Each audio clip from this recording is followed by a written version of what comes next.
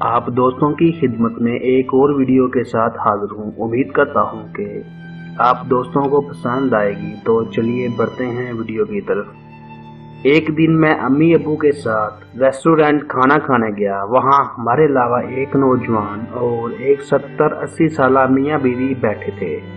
हम सब ने अपने अपने खानों का ऑर्डर दे दिया था और खाने का इंतज़ार कर रहे थे कि एक और साहब रेस्टोरेंट में दाखिल हुआ।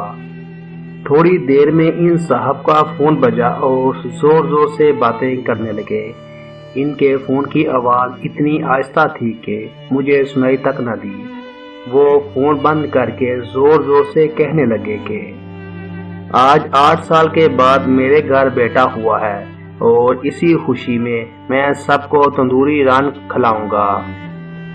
मैं अपनी जगह से उठा और आगे जाकर इन्हें मुबारकबाद दी और कहा कि हमने अपने खानों का ऑर्डर दे दिया है। ये सुनते ही उसने कहा, अच्छा चलो मैं तुम्हारे खानों का बिल भर दूंगा, और बिल भरकर अपना खाना पैक करके चला गया। चंद दिन बाद मैं अपने दोस्तों के हमरा सिनेमा गया कि अचानक मेरी नजर इसी शख्स पर पड़ी जो एक 5 साल के बच्चे के साथ टिकट ले रहे थे। मैं अपने दोस्तों से कुछ लम्हे के लिए दूर हुआ और इस शख्स के पास पहुंचा। जो ही उसने मुझे देखा, इसके चेहरे पर मैंने अजीब तासर का एहसास किया। बहरहाल इस्लाम दुआ के बाद मैंने कहा कि माशाल्लाह आपका बेटा चंद दिनों में इतना बड़ा हो गया। जो ही उसने ये अल्फाज सुने, कहा छोड़ो इन बातों को।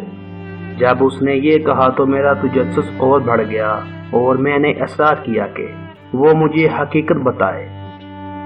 बहुत इसरार पर उसने बताया कि उस दिन मैं जब रेस्टोरेंट में दाखिल हुआ तो मेरे हाथ गंदे थे। मैं हाथ धोने के लिए गया। हाथ धोते वक्त मैंने उस बूढ़े और बुढ़िया की आवाज़ सुनी कि बुढ़िया कह रही थी तंदूरी नान खाते हैं। तो उस पर बूढ़े ने कहा कि पूरे महीने के लिए मेरे पास सिर्फ 5000 रुपये हैं।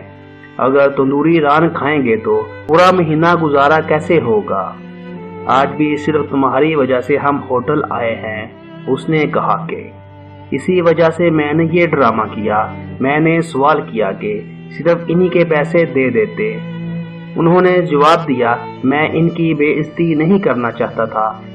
ये सुनकर मैंने इनसे खुदा हाफिज कर ली। सबक हम अपने लिए तो हमेशा खर्च करते हैं, मगर जब किसी दूसरे मजबूर के लिए खर्च करते हैं तो इनकी खुशी में जो खुशी हासिल होती है, इसका मजा ही कुछ और होता है।